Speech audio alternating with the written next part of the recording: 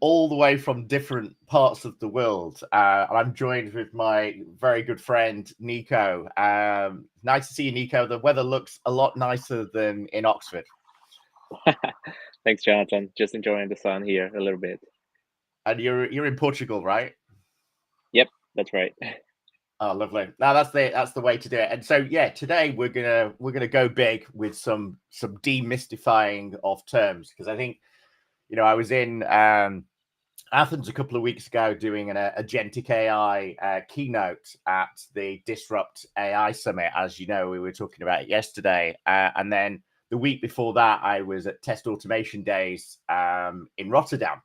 And I put up this slide around just literally picking maybe two or three of the top names within testing and their use of the word AI, right? And I think, we've come into a year 2025 where we've got maybe a bit ahead of ourselves, I'm going to say for a second, around associating artificial intelligence with generative AI. I know because you've got extensive experience and you're using a lot of these tools to create video, graphics design, and all sorts of other use cases that actually, generative AI has actually made it more accessible for a lot of people to use and maybe for it to go mainstream. But there's a fundamental caveat, I suppose, for a second, which is generative AI, or more specifically, large language models, are just a very, very, very, very small subset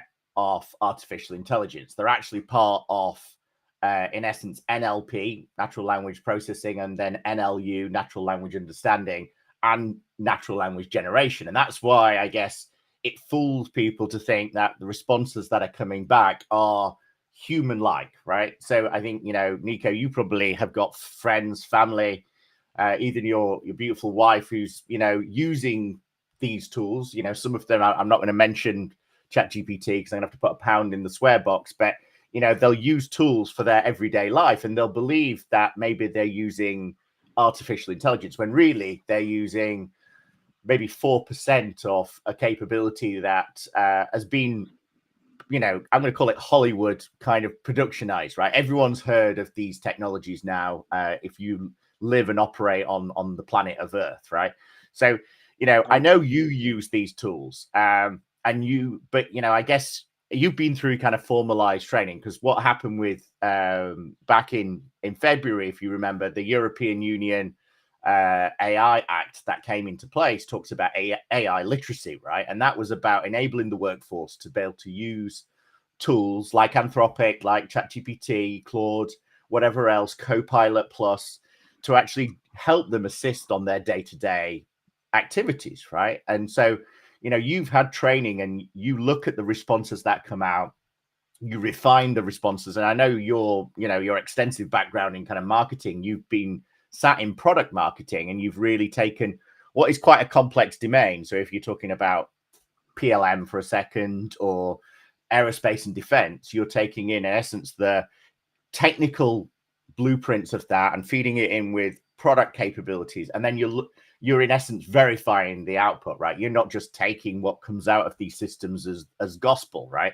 So I know you've done this, but how do you make sure when you're generating, even if it's a marketing campaign, that the points are on point? Are you working with other people? I know you work quite closely with Randy, but are you leaning on the product owners and the product managers to verify what's being generated by these tools is valid, or how do you go personally about it?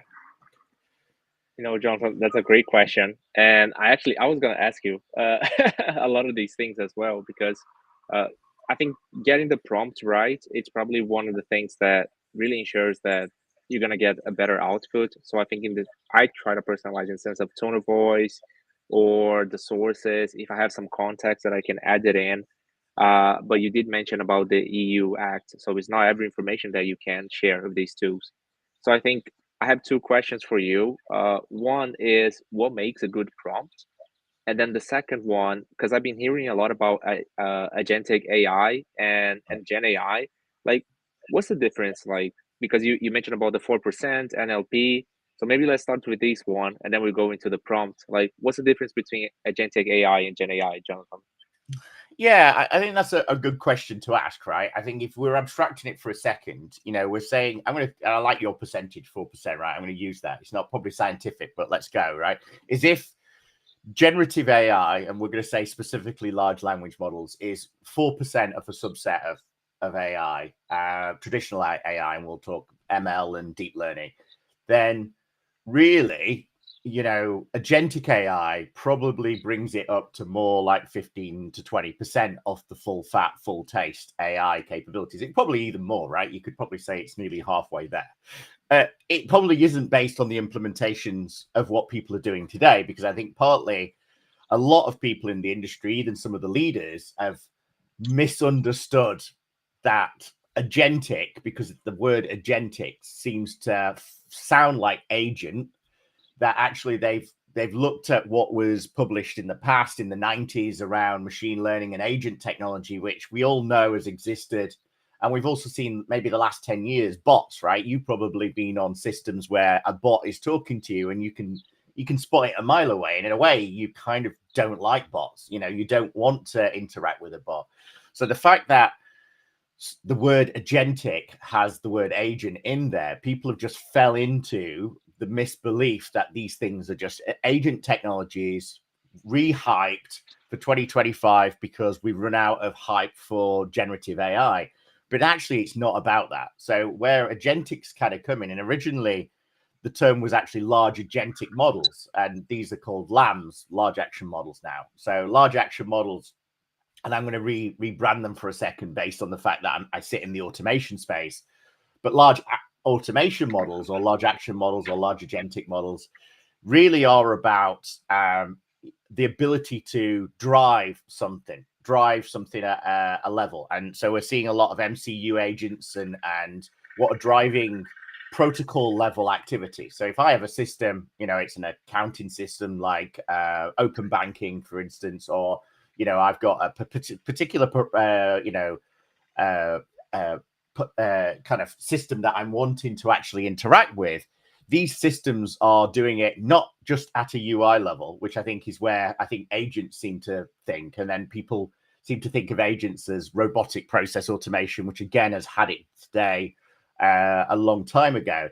Is actually these multi-agent systems are actually more about being able to communicate a number across all of the layers. And from Keysight, we don't, UI is probably the easiest thing to do, right? You've got to be able to deal with messaging, network, all the OSI levels from 1 to 7, right? All the way down to the hardware abstraction level, which I think a lot of software testers believe software is the only thing they should be observing and not thinking about everything else that's working. So you're on top of a roof in Portugal, and what's getting you here? It isn't the software that's Restream or Zoom or something like that. It's the fact that the hardware in your device is able to deal with all of in essence, the computer vision aspects to blur out what you've got in the back.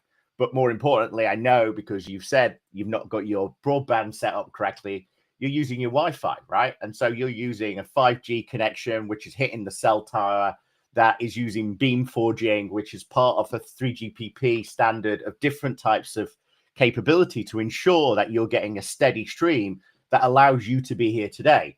Now, a software tester would probably say, oh, yeah, well, I can click on the go live button. And you kind of go, well, no, that's probably the most simple part of the entire equation. In modern life, the reason why we're so upset when we're driving a car and we're losing connectivity between different beacons and stuff is because we've got hardware and software having to work in harmony, and therefore things are more complex. So actually, an agentic AI system is able to be agnostic across a number of different, what we call computer use. I'm going to call it computer use automation again, CUAs, but different types of interface.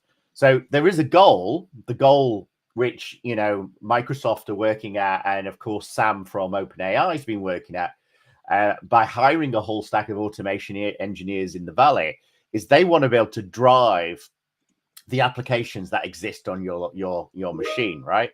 But because you've done this stuff in the past, is that actually if you're on your laptop, they may be some proprietary systems that no one's ever seen before. So how can they be automated, right? How can there be mainframe systems be automated? How can historically this technology that's changing so much also be tested? And this is where things like recall, which was Microsoft's technology of observing people's behavior, but also the whole point of Microsoft Graph, which again a lot of people aren't really that familiar with, is it's doing process mining on what you're doing on a day-to-day basis. So I know, because I've worked with you, and you were a production engine, right? You're a productivity engine. So I'll give you something that's quite hard to do, and you'll turn it around in a couple of hours, and you've got your special sauce, right? In a way, because you've got I'm going to call it for a second a talent, a cognitive talent,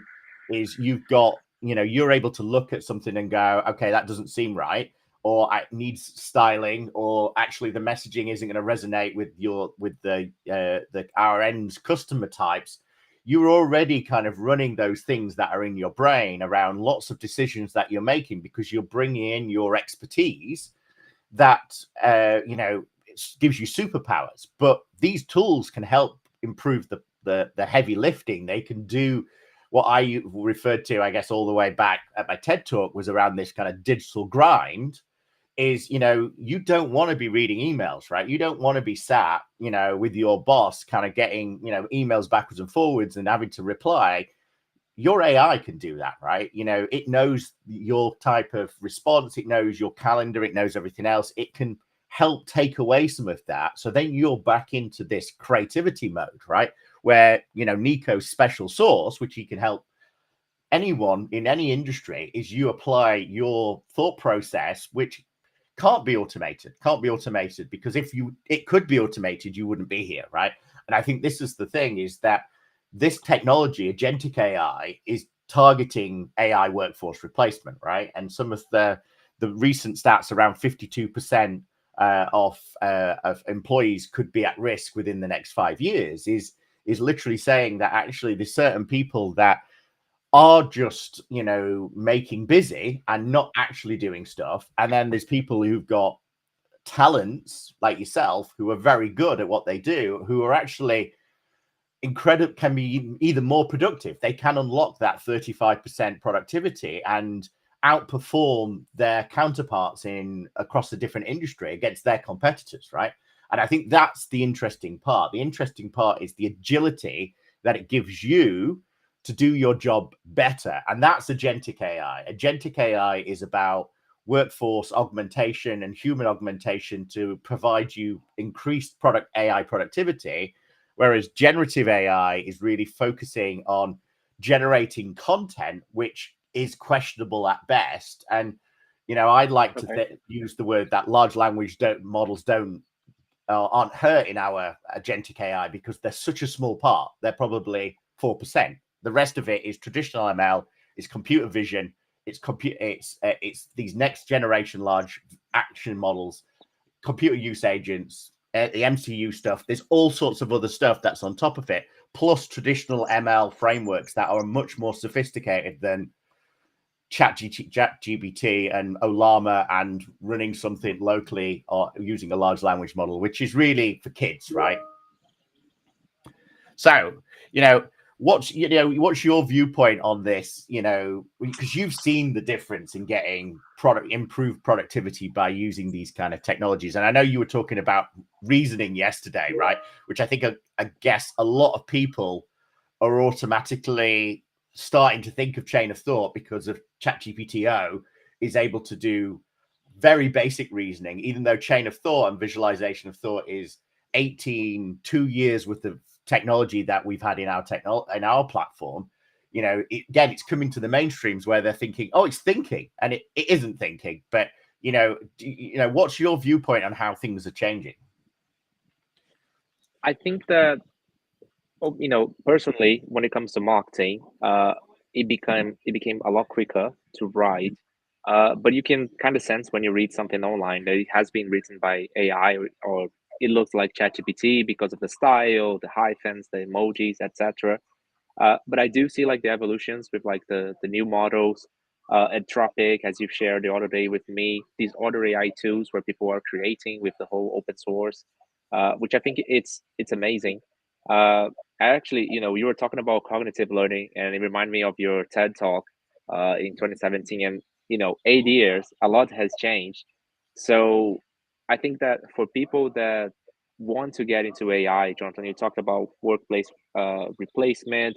People who are new into the space, they're only like, okay, I know ChatGPT exists. I understand that Gen AI, they might not even be onto Gen AI now. Agentic AI, everything's evolving so quickly.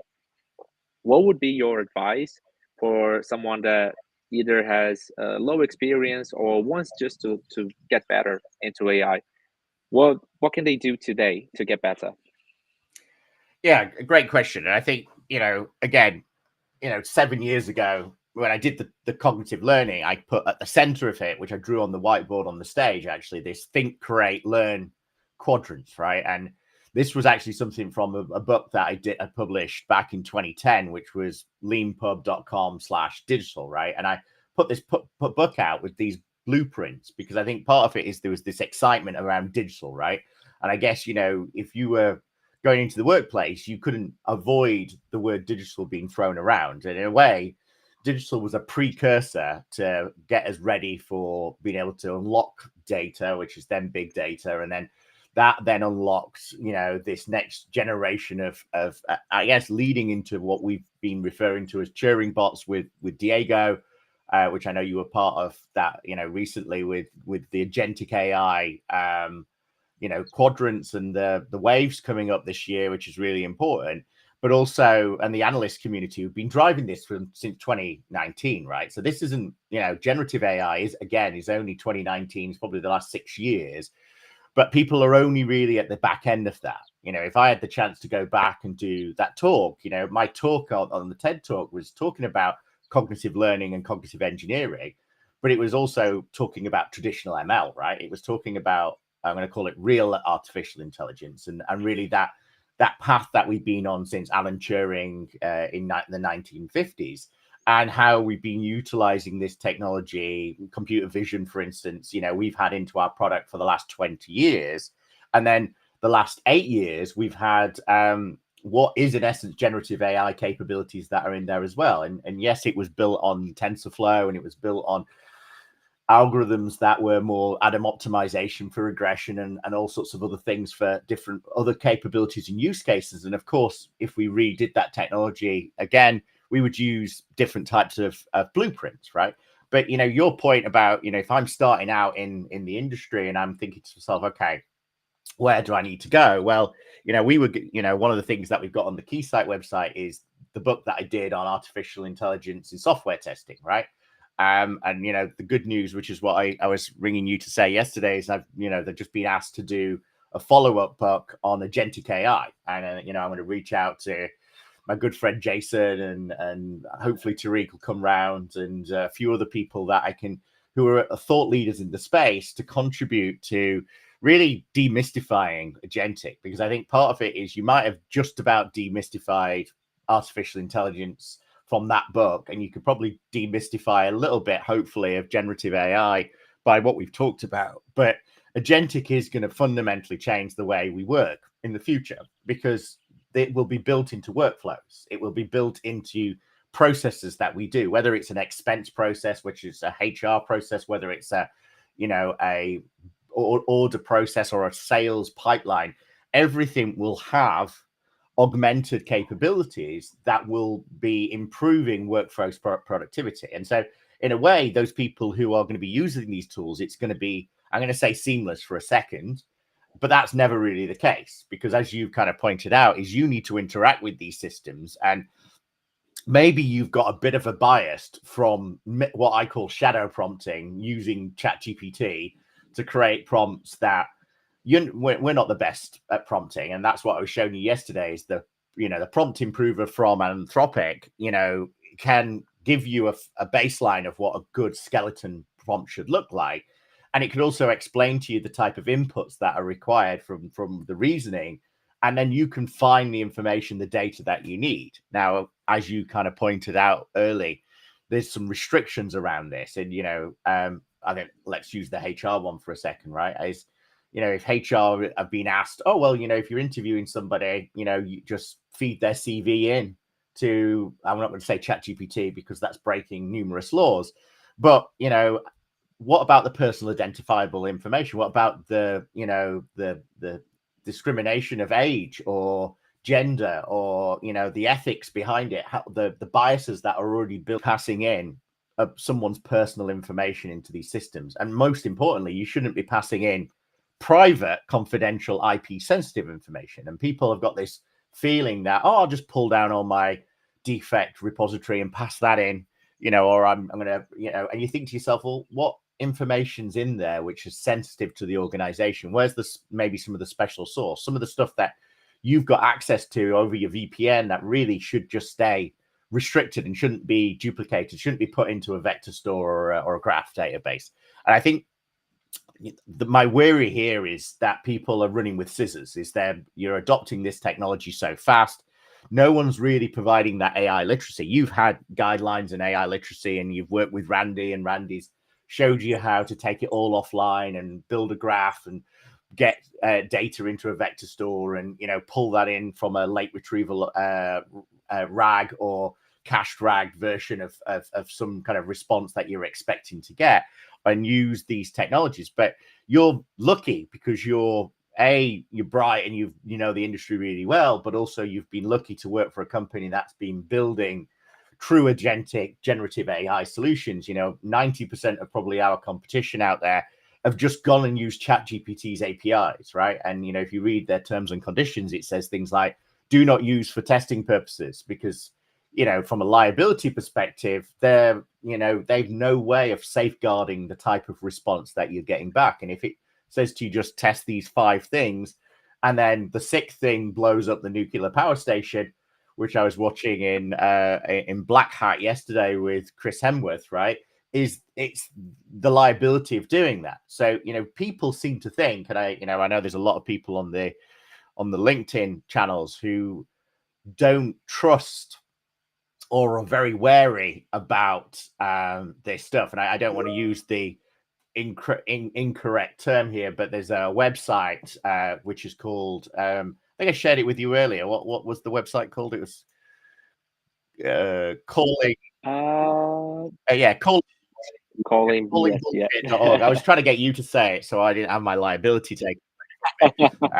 But part of it is this has been pushed out about the fact that data reasoning in these systems is poor, and I agree with that. If you're still using a large language model, and it's going to definitely be my quote for 2025, and you're using ChatGPT, your days are numbered, right? They really are. And if you're still obsessing about anything which has the word chat in it, then you really need to, I'm not going to say grow up, but you need to skill up, because you should not be using ChatGPT for things, right? And ChatGPT is just a technology which showcases something. It doesn't show the whole reason, capability that's actually out there. And actually, I'm going to say grown-up systems, I'm going to call them enterprise generative AI systems, like the one what we've been building, Eggplant Generator, for the last 3-4 years. We don't have that problem, right? We have the RAGs scoring metrics around it. We have toxicity, fluidity scores. We're model agnostic. We can, poly AI based systems that can use large language model routers to choose 50, 60 different types of models in different languages. It's grown up generative AI capabilities. And if you ask it something, it doesn't generate it from stuff that it scraped from the internet, because the internet is not the place it should be. Like that interview that I did with Wozniak, it's not a good place. But if you're using this technology and augmenting it with your sources of intelligence and sources of information, then actually the responses that you can be are highly accurate, right? And this was, I guess, again, people who couldn't get past hallucinations. They couldn't get past the fact that if they asked ChatGPT 46 divided by 12 divided by 4, it gets the wrong answer. And it's because it's not a maths solution, right? It's not optimized for that. It's a language, it's a text language generator. Equally, if you're still using text 100%. input and text output. What are you doing in 2025, right? You know, these visual models that are in there, things like UFO, the stuff that I've been demonstrating, you know, what is changing, you know, changing the game. You know, the UI tar stuff did so well for a while around being able to identify and classify things. YOLO was is still an amazing image classification capability. But when you move forwards and you move on to these next generation vision models, which are now getting to their, you know, 90 plus accuracy rating, which, you know, again, people talk about things like OCR and Tesseract and, you know, hovering around 89%, 91%, Abby, you know, whatever you're using underneath there, you know, and yes, OCR is good, but OCR is from the 60s, 70s, right? It's not, you know, an emerging capability that, you know, you can leverage. Whereas, you know, these action models that are kind of coming in, you know, are also able to interact with systems. And I saw the same thing, and I think it was actually Tariq's interesting post that he did the other day, saying, well, actually, you know, they fail, and the reasoning doesn't really help. And you're absolutely right. You know, if you pass something like open operator to a page and say, you know, go and create me a, you know, Bank of England account and transfer me some money, it's going to fail. But you should never be doing that in the first place. You should be giving it the understanding of, once it's identified each individual element, that it's actually gone off and researched that element, and it now knows the process for signing and registering for that particular application. It's read the docusaurus, it's read all of the code, it's read all the systems, so it understands how to interact. It then also understands derivatives or trading or FX, and it then understands the patterns. It has DSMs, domain specific models, that are fine-tuned to just deal with financial services, right? It knows Swift messaging, it knows the new compliance that's been brought in and the different types of XML schema versus the legacy. It knows all of this information. You're not asking it to do something blind. You're informing it on incredibly complex systems. And then the accuracy is phenomenal because you're able to drive a really quite complex system because of the knowledge that you bring in. And I think this is what people are not realizing, is they're bringing a general kind of problem space with a narrow AI capability, and then they're saying to it, ha ha ha, it can't do this, it can only do 50%. And you're like, well, no, it's exponential, it's improving every single day. Therefore, yes, there's frameworks like AutoGen by Microsoft and some of the other Microsoft stuff, which is really quite good and gives us a teaser into what Microsoft are actually building. But what Microsoft are actually building under the MCU and everything else is they're building an interface that when you, as I know, are using Adobe Premiere, it drives the full Adobe Premiere solution. It drives the transparency. It clicks on layers. It removes things. It does AI algorithms to do noise cancelling and filtering, editing our video, removing our backgrounds, looking at key transcript words to then work out 2-minute optimized messaging to go out onto social media. It does that through numerous different transforms, and it can drive the interface because they've opened up the ability for it to drive Premiere, but also it knows how every single element works within Premiere because it's learned that system.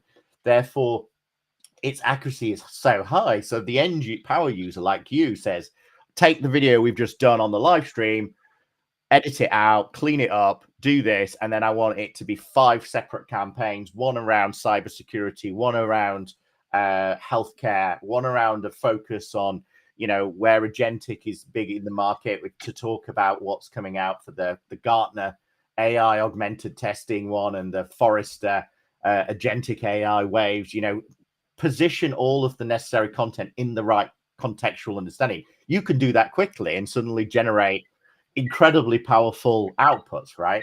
And I think this is the big thing now, is that people need to see past the limitation or the use case of a single AI capability, and then see beyond it to say, how do you combine these together and wrap around a very quite complex framework? And I think this is the interesting thing that I found, especially looking and seeing this intelligent agent stuff, saying, well, okay, you know, these concepts of perceive, decides, acts has been around for 20 years. Why is what you're talking about so different?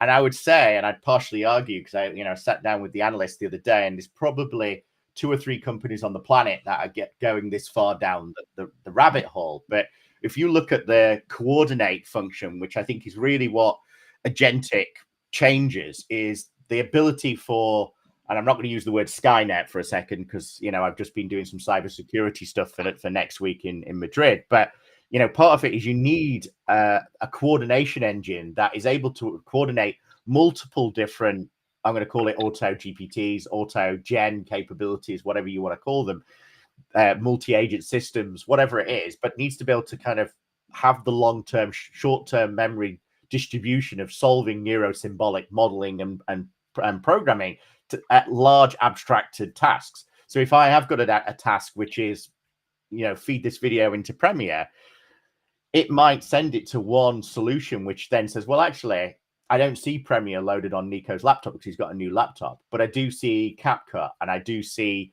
Camtasia. And it says, well, actually, I don't know Camtasia, but I can get the information from the website. I can learn to do the same equivalent activity as Premiere in Camtasia because that's what I've got. But it also knows how to say, well, actually, hold on a second, I haven't got any of these tools. I'll sign up for a free CapCut account. I'll download the standalone client because I need to do quite a lot of this, and I need to use the GPU, and I need to, do it at 4K HDR, 120 frames per second, Dolby Vision. It knows, and it can reason itself to then feed back to the controller, or it sounded like Thomas the Tank Engine for a second, but to the coordinator to say, I've learned how to do this. You should reuse this, blueprint for next time you attack this. Is you look at these 5 suites, because I now know Premiere with 90% confidence. I know, CapCut with 80%, and I also know these 3 other tools which are incredibly powerful, which I could also use. So I think part of it is. Go on, hit me. Sorry, hit me with. No, I have. Okay, I want to go back to just one subject, because you were talking about safety critical, and we've seen this with fintech, with banks, with aerospace and defense, where the workload for the testers just grows because it's systems built on top of legacy systems connected to third party, with offshore testing teams. So how can Agentic AI, which is we see this trend, or even Gen AI, can help these enterprises? They are in that stage where they have so much to do. Literally, the workload is huge, but they have the barriers because sometimes there are safety critical systems, or they don't know. Okay, what happens if I turn these lights off, or if I stop testing these systems? Like, what's gonna happen? Or you mentioned like the nuclear plant, or like an airplane controller system. So do you think that obviously the adoption will be slower, but also like how what's going to be the benefits for safety critical industries with the adoption of the agentic Yeah, well, AI? I actually think it's probably faster in a way, and this is what's really interesting. So I sat down with Terry Parker Payne, who's he works at a company I think called Extreme, which uses agentic AI. He's building an agentic AI solution for optimizing networks, right? And we just talked about it with your, the fact that you're here on your phone and you're able to be halfway around the world. Part of it is there has been a number of TTL, time to live, packet optimizations that have happened over time to allow Vodafone, O2, whatever beacon system you're using, to actually be able to provide you with a stable, rock solid connection, including some of the Keysight stuff that they built with 5G, the stuff that Keysight built on the 6G waveform. We were the world's first in there. Things like Wi-Fi 6/7 technologies. A lot of these are now embedding AI algorithms to actually optimize network, etc. So, I look and I gave a bit of a nod to Mr. Robot the other day, and I love, I don't know anything about security, but after watching Mr. Robot, I realized 2 things. Is A, series 1 was pretty accurate on some of the stuff that he was putting in the console for brute force attacks on passwords and all sorts of other stuff. But actually, he was using Kali. Now, Kali is a variant of Linux, a bit like Red Hat, and obviously Black Hat is the security conference thing. But their slogan is, the quieter you become, the better you can hear, right? And part of what they're doing is they're looking at building a Linux variant, which has been around for 15 years, right? Which is more focused on security and penetration testing, I suppose, would be the classic thought process. But if we're thinking about something like Zap, which is like a testing, harness, or OWASP vulnerabilities, right?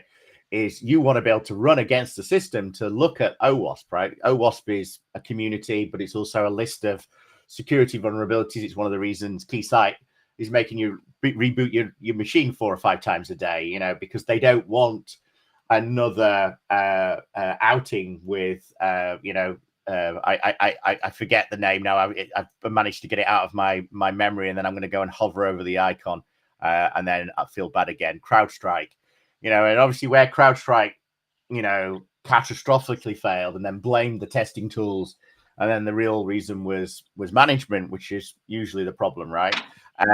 Is that they would lower level than at the driver level. And I talked to you about OSI, I talked to ODI, I talked about the fact that level 1 to 7, most people are ignoring anything from 6 and above, 6 and below, really. But if you're going to lower that level, and it's like, it doesn't matter what movie I ended up having to watch for this cybersecurity conference last week, whether it be Hackers, which was I guess the most famous one back in 1996, or it was something like Swordfish with Hugh Jackman, talking about viruses and malware and stuff, right? Part of it is it was glorified by hackers and security people sniffing internet or accessing things through backdoors. Really, when you think about security, it's quite enlightening. It's actually more trying to look at how do you observe different layers of activity. So back to your point of, if I've got an incredibly complex system, Alon, who was the guy who founded BlazeMeter and actually co-created JMeter, he created a company called Cube Shark, right? And it's famously known, and I wouldn't recommend loading it on your laptop, even though I did load it on my laptop yesterday. Wireshark. Wireshark will intercept all PCAP, all the network traffic, right? And he created a company that, in essence, reverse engineers PCAP messages into graphs to then generate all the communication coming from all of these systems. And I think there was a misunderstanding, especially in the testing community. And I know there's a lot of people like Todd DiCaprio in performance engineering who kind of said just how important the messaging and lower is. And so I remember one of my first projects back in the 90s with Load Runner at the time, where I realized there was things like ETLs, enhanced transform and loads. I realized there's EBS, enterprise service buses. I knew there was things like TIBCO. I know, and those things have grown up, and well, they've not grown up, they've actually gone backwards, I think, and turned into things like Kafka, very noisy streaming services.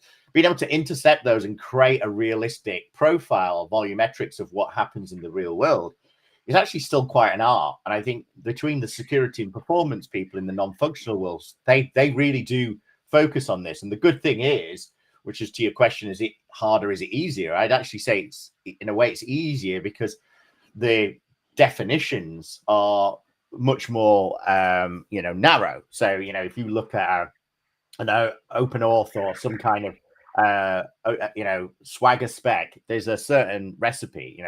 I'm gonna nod to GraphQL because that's what Microsoft Graph are using, is probably slightly different because it's a query language, but more like a database language.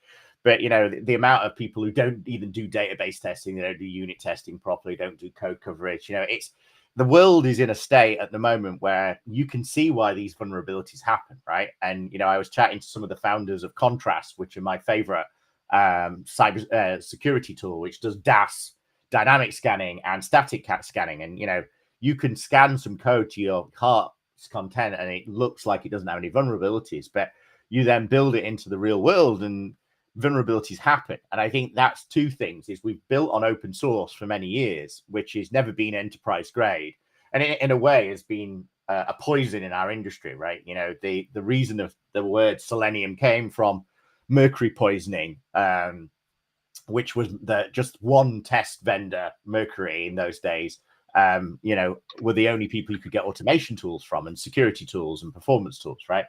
And, you know, now Selenium probably takes 80% of the market, with Playwright and a few other ones.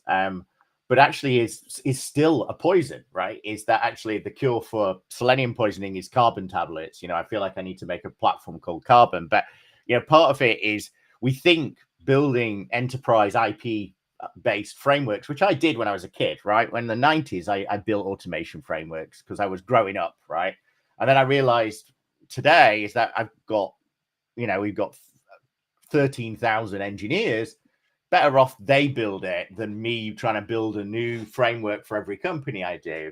And thankfully, last year, there was a bit of a change. The change turned to where people didn't want IP created automation frameworks anymore, or solutions, because they had to maintain them. And there's a cost associated with that. There's a cost associated with, you know, open source isn't free. As soon as you spend 1 minute on an automation or security tool or whatever it is, you're spending that time, and there's a dollar amount behind it. It feels like it's free, but it's not. And then secondly, there was a bill in the US called the DoD Modernization Bill. And out of that came something called the Bill of Software. And that meant that if you're delivering into secure environments, you have to tell them what you built it with. And of course, you know, even, you know, companies like ourselves, we will build with libraries that we haven't written, because why would we write, you know, Q# or Python? We wouldn't do that. We would use Python. And then the obvious one is that someone will go, oh, well, wait a second, I've got GitHub for Copilot. I'm going to use cursor.com. And next minute I'm pulling in a dependency for, let's call it LangGraph instead of LangChain.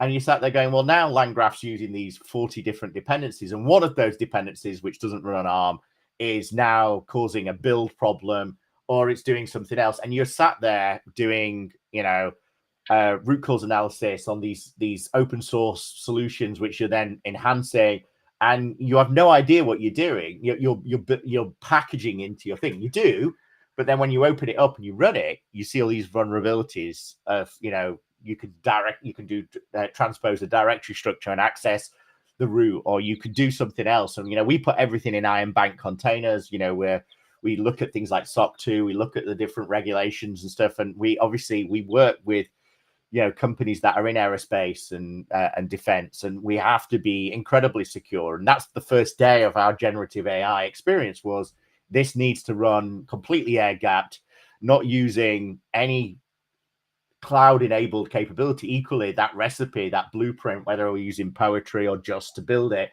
you know, that needs to be solutions and package dependencies that are going through Black Duck, they're going through all the security scanning. They need to be enterprise grade. You can't just put log4j into your repo because you've been lazy, or you can't just allow people to not do secure coding techniques when they're building software because they think it's just, you know, for internal use only. And I think, you know, I would have probably said 4 decades ago when I started this, you know, use off-the-shelf products because they were best of breed, best of class. And then over my time, I probably thought about seeing the excitement of this capabilities coming through. And then I thought, oh, well, I want to be able to leverage the new model that dropped this week from Minstrel, you know, 3.1 billion, 3.1 small, which is a 40 billion model performing at 24 billion.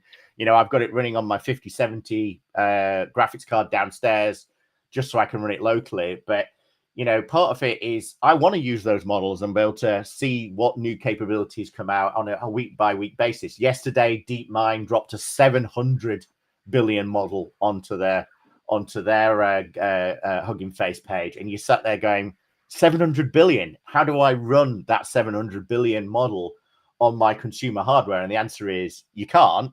You're going to need a bigger boat, you need to get some T100 or T80 cards, and you're going to need to, you know, use cloud. But then straight away you go, well, wait a second, am I running this in a secure environment with NVIDIA AI infrastructure, or am I running this in cloud under something like Bedrock, AWS, cloud computer use?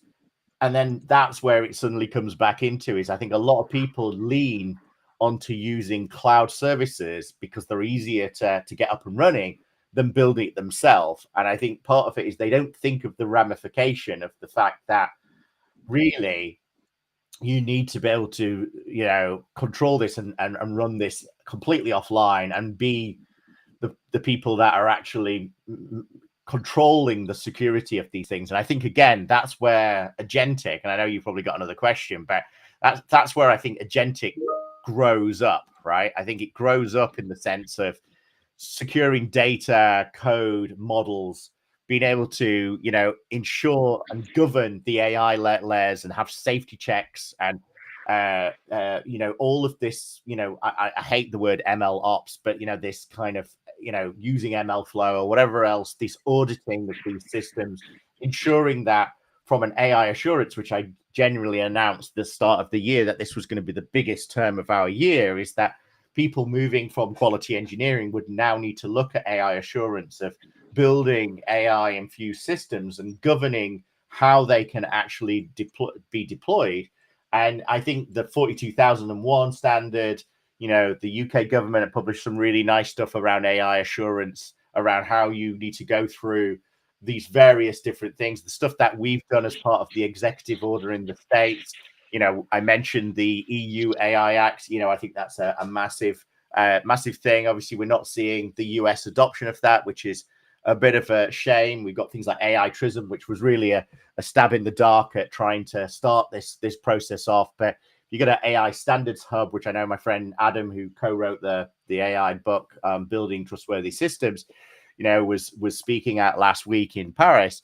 If you look at that, it really talks about building responsible AI. And I just don't see that from a lot of people. I think they're still running with scissors and leveraging cloud-based capabilities because they're simpler and it's a bit of Lego that they can stick together and they can quickly prove some value. And I think the great thing about Keysight, and it's probably what you've enjoyed about being here, I know the journey we've had for the last few years, right, together, is that we've, Keysight have come from the original Hewlett and Packard. They created Silicon Valley, right? They were building and testing systems in that garage, building Mark 1, Mark 2. It was all about excellence. It was all about building something that is going to stand the test of time. And I think that 1939 birth of Silicon Valley and the ethos that they have is still there with Keysight today. Is you're building stuff for the future, and it's easy to kind of bring something to market quickly that does one thing very good or very rough. But to be all things to all people is a task which is a much bigger endeavor. Anyway, I know we're probably, we are 48 minutes into this podcast live stream, and I know we want to close it out at the top of the hour, so we've got about 10 more minutes. But I know you've also got an appointment in 20 more minutes. So what's your concern? Everything you've heard today, and all the stuff you've witnessed, you've been pinnacle when it comes to building the eggplant generator, the eggplant intelligence branding that we've positioned about a bit like Apple Intelligence, where we've had AI and ML built into our solution for the last 20 years for some of the vision stuff. We're not just jumping on the bandwagon. Our biggest competitors actually said there was no place for AI 10 years ago, and we've proven them wrong numerous times. And what's your feel for what's next and what we need to be? Where are you in this eggplant journey? Great question, Jonathan. I think that ever since I joined, and this is one of the reasons why I found eggplant so different and such a great opportunity, was the whole AI. I think that was a big game changer, especially for the testing industry, as this wasn't something like you mentioned that all competitors were doing. And you talked about open source not being free, and I think one of the key things is about the maintenance it takes. So you get one of these cloud-based APIs of short value, but I think it's the pay cheap, pay twice concept. If you don't invest in something that is long term for an enterprise, uh, I I honestly don't see this as being a good a solution, in my opinion. Just because you have to go through all the legal contracts, finance, and then get a vendor in place, and then start working with them, upskill your team, get the solution in place. Just so in a year or two, you have to redo the same process again. So I think investing in a solution that is long term and that will get you to value, not just like for what you have right now, but for future scenarios that you don't know. Like we don't know what comes after tomorrow. And I think Eggplant is very powerful in that sense that because we can do everything, uh, it's easier. Like what direction do you want to scale? Do you want to go for the performance route? Do you want to go model based? Do you want to just like you mentioned Eggplant generator and without having the whole compliance, security, and data aspect of it. So I think for the testing side, I really see it as being something that is super powerful. And then from our side, wearing my marketeer hat, I think that it just makes work easier because it's a lot harder to start on a empty canvas or a blank canvas than it is to start with something that is already written. So if you need to write a blog, if you need to do a white paper, if you need to do some research on your competitors, you can use some AI tools to help you get the first information. And then with your experience, with your own research, like, well, this is actually inaccurate, or I need to improve my prompt, or let me fact check these.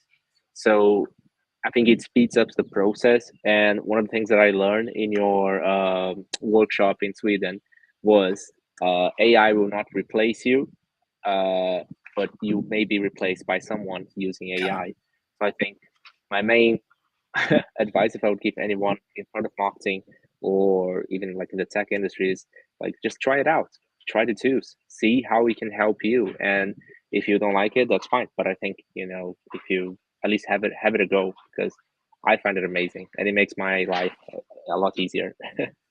Yeah, I love that. And it just shows, and I think in a way it's bringing that passion, right, of of being able to share something that's good, right, and it works and stands the test of time, right. We've had Sense Talk for 22 years, right, and Doug, who put it together, and the fact that Eggplant was branded after Smashing Eggplants, which was his son's band. We've not just jumped on the cucumber gherkin kind of landscape. We were there building this stuff with the viewpoint of making it easy, right? Make it easy for people to get started, help people deal with complex systems. I think, and I nearly did this, which I thought was quite mean when I thought about it afterwards. Was I was going to go Star East and say, okay, pick an average tester, an average tester, and say, and this is the interesting thing because Isabel Evans published her work after doing a PhD, and Dorothy was on stage, and Dorothy was the first person to write any automation code back for Bell Labs, and I've had the honor of being contributing to her books, having mentorship from her in the 90s when I started out. She's the grandmother of automation, right? Which in essence is this legacy that we continue with Agentic, right? And I've seen those generations pass through, and she said that the average tester has less than 5 years experienced. I think 2 years on average. Has less than 2 weeks of formalized training in testing and less than 2 hours of tool training on average. And I was kind of going to go into the Star East and say, okay, you pick me out your standard tester, right? Not your superstar, not the Carl who's in Japan at the moment. The regular tester, right? Not a representative of what a tester is. And then I was gonna, which might be slightly behind me actually, I was just gonna give them a box. It ironically is a black box, which is an ECU from my car, and then say, okay, can you test this? And I knew what the response was going to be. Well, I can't test that because it's there's no interface, there's no software. I can't test that because I don't know what it is, and it felt like our industry, even though I'm predicting something here, is that they've been so reliant on having a user interface and UI. And, also for some other reason, people seem to think a browser is everything, right? Oh well, it's, I'll use Selenium because that's browser automation. It doesn't work on anything else. But not everything is a browser, right? And not everything is a mobile app. In real businesses, it can be anything. It can be NASA and a space shuttle and the rover, which we've all used Eggplant to test, right? It can be fighter jets, which use Eggplant to test with heads-up displays. It can be autonomous radar emulators that use Eggplant to test.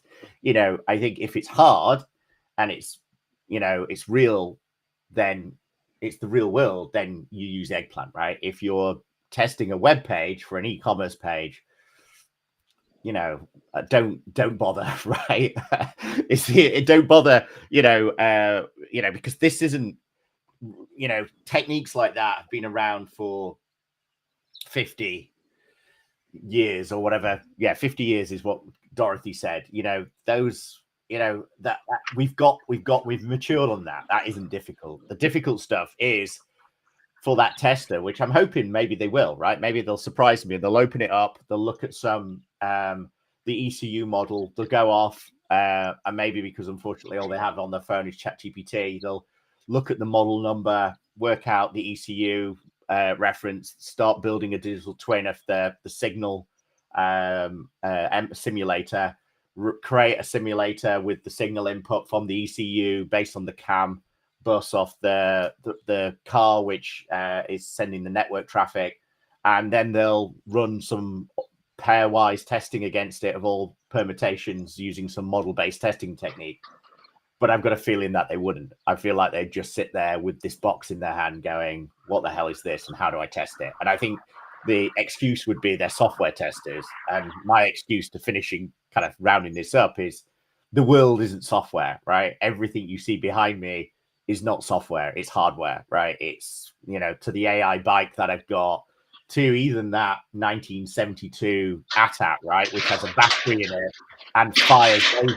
It doesn't fire lasers, right? It just makes beeping sounds. But I know if I get a AAA battery or whatever it is, Type C battery D or whatever battery it is, it will still fire rockets and make sounds and flash lights 60 years after it was built, right? And I think part of it is we need to realize that there's more to testing than software, and there wouldn't be any software without hardware. And abstracting complexity is great if you're not testing anything complex, but most things are complex, and you're just not doing it the justice by not treating everything by simplicity, right? By saying AI is large language models, and saying agentic AI is agents and ChatGPT large language models, is doing a disservice to what real engineers are building and actually what the next generation is going to look like. Because of course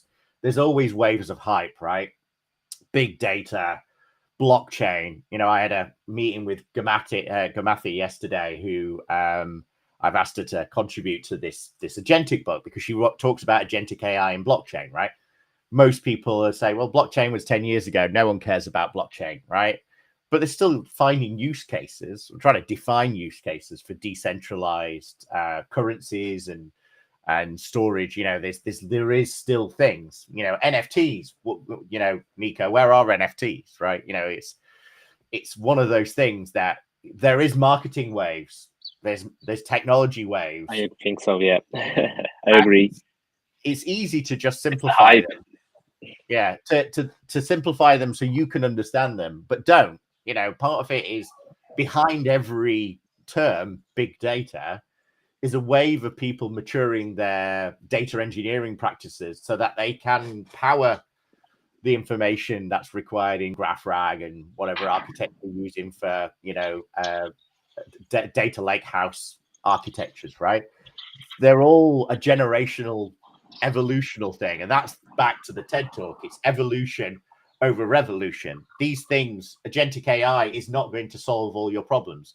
But as you classically said, if you want to fight against it and, play it down and in 5 years' time not be at the forefront of what you're doing, then, then you're going to miss out. You're not going to be this generation of skilled, extremely skilled resources like yourself, right? Who are able to, and I've done it in the past with you, deal with really complex things and then be able to actually put them out into the real world and get people to understand them. It's a very, storytelling is a very hard skill.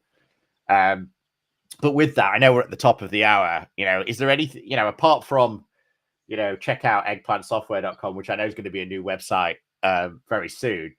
But, any final thoughts that you wanted to add in?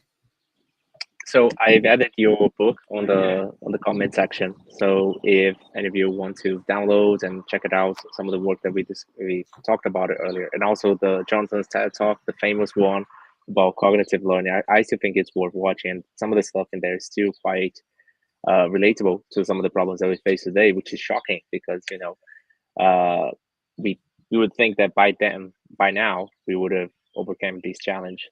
So I think, Jonathan, if you had to just give, maybe 3 advices to the people that are watching, how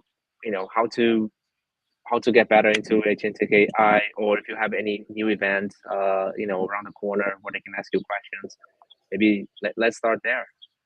Yeah, that sounds really good. So, I think, we've got some great events coming up, right? I've got later on today, I'm speaking with Daniel from Bloor, who's just finished 2 papers. One, which is around software quality engineering, SQE. And it's really telling you about what's the big things in 2025, right? And then there's also, which he did a fantastic job, around eggplant intelligence, right? Around not only our generative and agentic solutions, but it's going to be the first white paper, so that's going to be really good and really exciting. So that's later on today. Tomorrow I'm doing a session for a gaming company, which is going to be quite interesting, on agentic AI. Thursday I'm doing a live stream which will be here at 5 o'clock on LinkedIn on a chief AI officer. So that's my kind of new role. What does that really mean? How do you get to become a chief AI officer if you're looking at trying to get those kind of skills? Next week, I'm in Madrid for the cybersecurity conference, which I'm looking forward to. And then, of course, next month, we're going into Star East, which will be the first flagship event, TechWell flagship event. I'll be speaking at Star West and also at AI Conf, which will be in Seattle. They're going to be some big ones. So I'm going to be geeking out with Jason there, which would be great fun. So I would check out Jason Arbon's stuff. Obviously testers.ai. He's at this bleeding edge of agentic AI as well, which is really nice to see. Of course, check out what we've got. The book's a great resource, to get you with the foundation stuff. Also, I know you've worked really hard to pull everything together and some of the resources that we have on the Eggplant software website. There's some great stuff there if you want to learn more about Eggplant and how it can help, especially in your specific domain. So, worth checking those things out. Never stop learning. I think it's easy to just hit a wall, right? And if you need support, you need reach out to us or anyone else. Find a mentor. I did. This was a world exclusive about the fact that we're gonna be publishing a new book. So I'll be in my 6th book now on agentic AI. So this is going to be really interesting to hopefully be able to share that later in the year as well. I say later in the year, it's going to be quite fast to get that out. A lot of work. Books are a lot of work. And obviously, this is going to be on the podcast as well. So there's the QAlead.com, there's test talks. I've got 56 more events left in my conference schedule for this year. So we're going to be really going out there and pushing this stuff. So we'll be coming to a location near you. Hopefully I'll be back again doing a keynote at the Testing Portugal event, so we'll be there. I know you're going to be back in a couple of weeks as well, so looking forward to catching up with you. And yeah, thank you so much, Nico, for organizing this live stream, and I look forward to the podcast, and we'll get it promoted. 100%, Jonathan.